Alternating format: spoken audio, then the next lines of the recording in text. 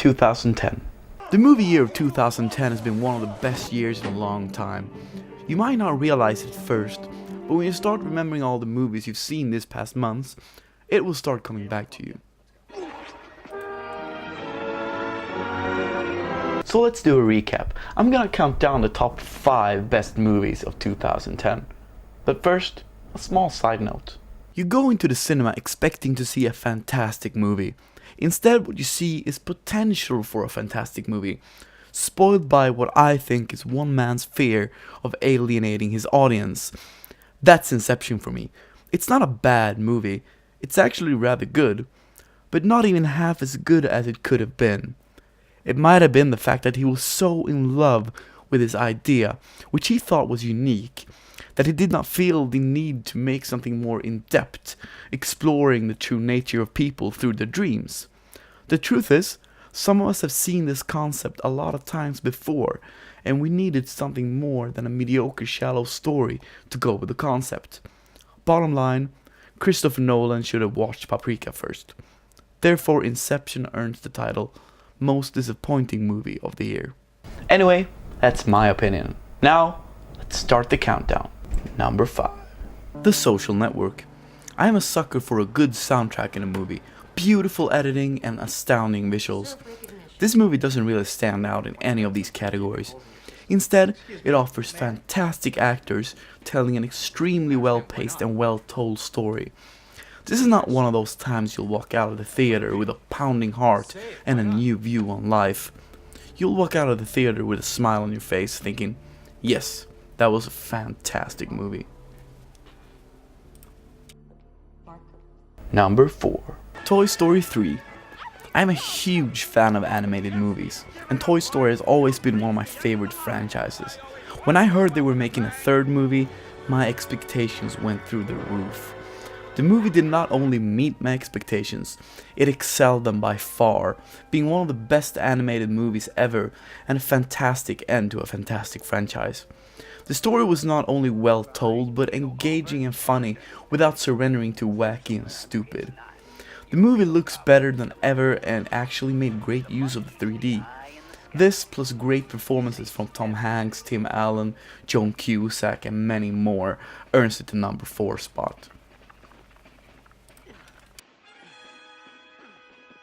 Number 3. Somewhere.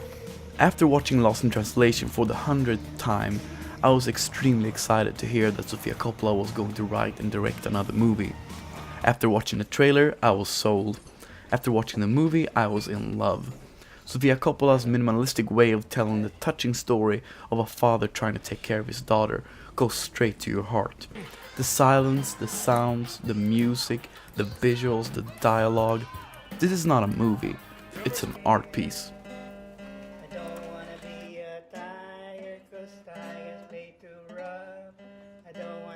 Number 2. Four Lions. A British indie movie telling the story of 4 guys dreaming about being terrorists. This movie might be the most politically incorrect movie of all time. Sure, Uwe Boll has made a couple of movies that made you want to bomb Germany out of Europe and into the Atlantic Ocean, but everybody knows he's an ass. This movie is more controversial because half the time you're not sure if it's a comedy. The movie tells the story of these suicide bombers with such heart and tongue-in-cheek that half the movie you'll be literally rolling on the floor laughing, and the other half you'll be tearing up. You have never seen and will never see a movie like this one. Kill her? We're gonna kill her? Not us, Wedge. Haas. You want me to kill her? Alright, before I present the best movie of 2010 for the people with a horrible short-term memory, here's a recap. Number 5, The Social Network. Number 4, Toy Story 3. Number 3, Somewhere. Number 2, Four Lions. Now, get ready. Number 1.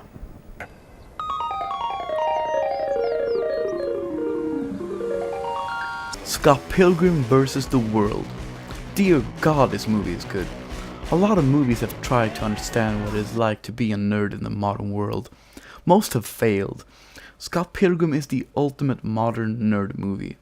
Its quick, unexpected humor, its colorful and shameless way of telling a story, and the music. Dear God, the music. Everything in this movie just clicks. The acting is great, with extreme high points being Michael Cera and Kieran Culkin. The story is well paced, and there's never a dull moment. But the best thing of all is the editing. The movie is directed by Edgar Wright, so if you have seen movies like Shaun of the Dead and Hot Fuzz, you will know what kind of editing I'm talking about. Scott Pilgrim takes that style of editing and cranks it up to 11. Edgar Wright, you are a god, and thanks to you, 2010 was the year of the nerd.